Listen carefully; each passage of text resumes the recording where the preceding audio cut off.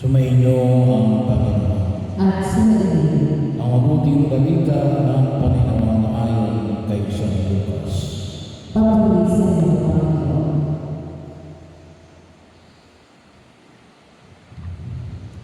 Noong panahon yung sinabi ni Jesus sa kanyang mga alagad, ang anak ng tao dapat magtingin sa maraming hirap.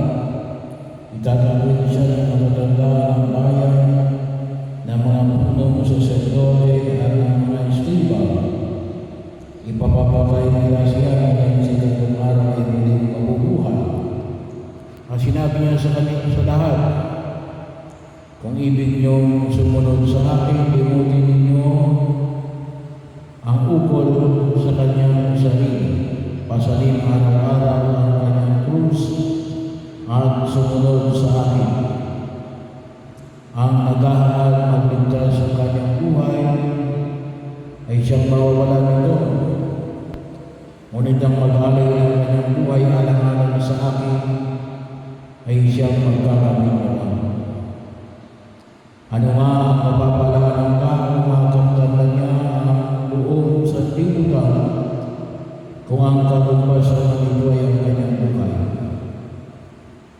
Ano nga ang mapapala niya kung siya ay